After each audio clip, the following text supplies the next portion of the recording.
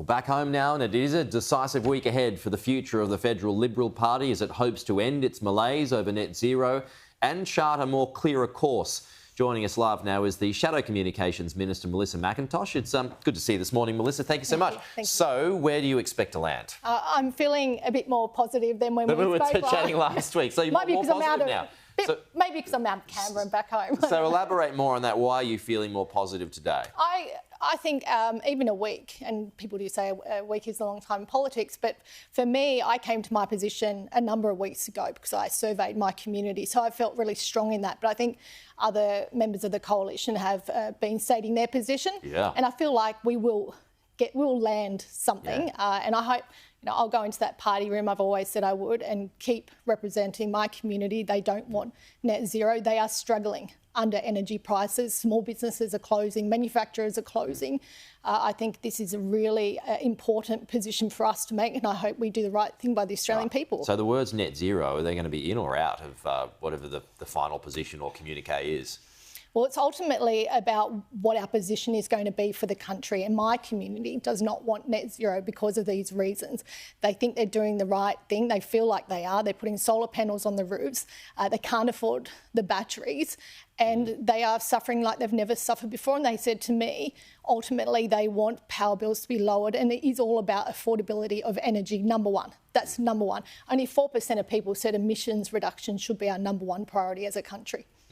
So for those who do want net zero to be a part of the mix, and I'm looking at Andrew Bragg, looking at a couple of the moderates, what do you do to please everybody? Well, that's the thing, you can't please everyone, but I know some people talk about the seats that we have to win, but they're also seats that we must retain, and they're seats like mine. These are everyday Australians that, are out in our suburbs, and people in our suburbs are really fighting for survival right now when you've got double income families lined up at food banks. Oh, yeah. And it's reality. That. It's not being against the environment, it's pro-reality. Yeah. So I hope we have a really robust discussion and we can get to a pragmatic energy solution. But I mean, it sounds like just from hearing what you're saying, then hearing what Alex Antic is saying, hearing what Jane Hume's saying, hearing what Andrew Bragg's saying, I mean, it doesn't feel like everyone's on the same page. Oh, it's going to be a big loving. It's going to be great.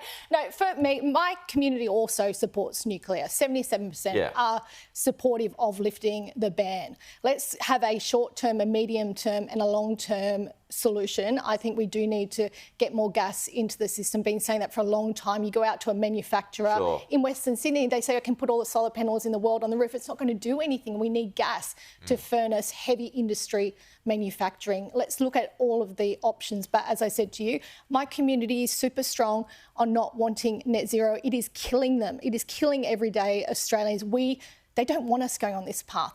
They don't want us following Labor and having an all-renewables approach. Is that what you feel like? If net zero is a part of it, then you're just going to be mirroring Labor? Yeah, well, why can't we get to a position where we have a strong message and then we start doing what we do best when we're a strong opposition and attack Labor for its failed targets on emissions reduction, on its failed targets when it comes to housing, on its broken promises to reduce Australians' energy bills.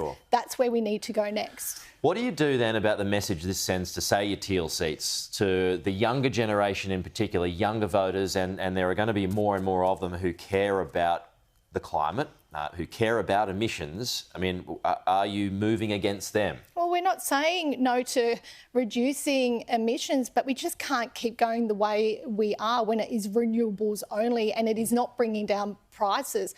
I've spoken to spoke to a young person just in the show. He stopped me the other day and he was actually for us dropping net zero. So you can't put all young people in one basket either. And I think it's going to be really important when it comes to our messaging that we do care about the environment. We do care about the climate. It is not about that. It's about this renewables only focus that Labor has our country going down and is killing people. Just a final one before we go. Melissa, 1 month out now from the social media ban. We brought you on to talk about that today. So where are you at this morning on that? The intent is very good. We want to protect Australian children, but for months now I've been sort of saying, I don't know that this is going to work. We're hearing now that digital identification may need to be required. A platform may compel an Australian to use their government ID. We didn't sign up for that. And one of my questions there is, well, where is the data of Australians going to be stored? And this even gets back to the question of energy. Data storage is a huge possibility in our country. People want our data stored here in Australia. You can't do that without power.